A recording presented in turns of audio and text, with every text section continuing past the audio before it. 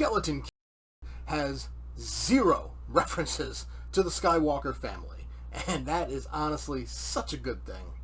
And don't get me wrong, I love Star Wars, the original trilogy especially, prequel trilogy, sequel trilogy, but in general, I love Star Wars. Mandalorian,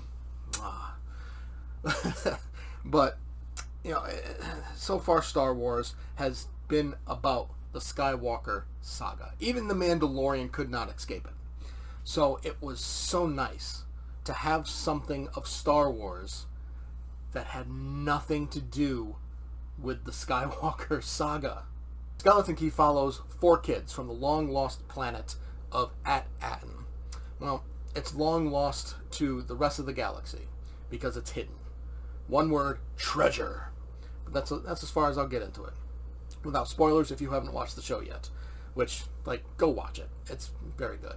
But they manage to escape the planet on a ship they find, run into Jude Law's character, and adventure and shenanigans ensue. Basically, they're trying to find their way home, and Jude Law's character is trying to help them, but because he wants that treasure. And one of the mysteries of the show is Jude Law, is he a Jedi? Is he Sith? Or is he just Force sensitive? Because he can use the Force, he can wield a lightsaber. So it's like, okay, who is this guy? What we know for sure is that he's a pirate. And that is where the show loses me just a teeny tiny bit. Because in terms of pirates, there is one very, very well-known pirate in Star Wars, thanks to the animated shows Clone Wars, Rebels, and that pirate is Hondo. He is a fan favorite character, without a doubt. And the show, which not only features one pirate in Jude Law, it features many pirates. Lots of pirates. This would have been the perfect show to finally introduce live action Hondo, and we didn't get it. Because the way the story goes, we don't really need Jude Law's character. He could have really been replaced by any pirate.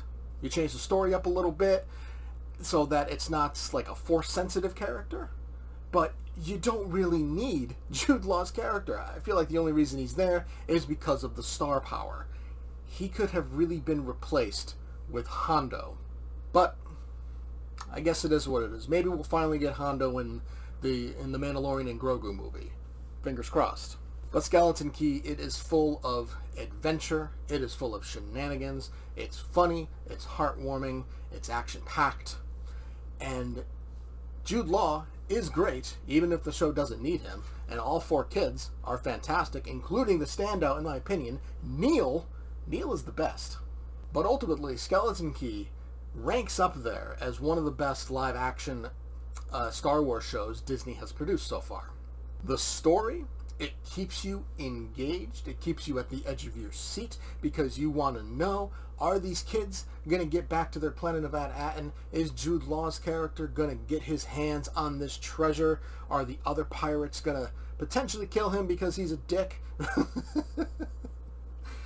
I mean, the whole thing is very good.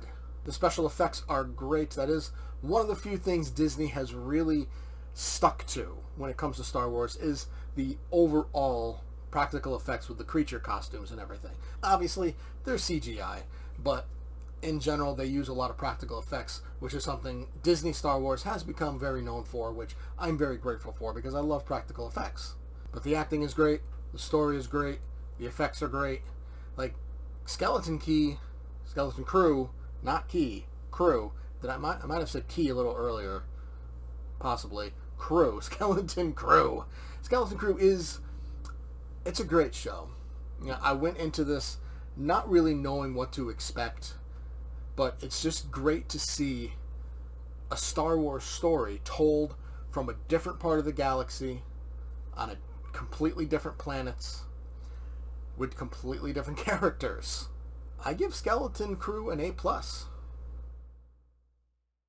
Did you enjoy the review? Make sure to hit that like button and subscribe to see more movie and TV reviews, along with reaction comedy shorts. Join the channel membership for just $1.99 a month to be able to watch all videos before the public with early access. Feel free to leave a comment to discuss your thoughts on the movie or show, and I will see you next time.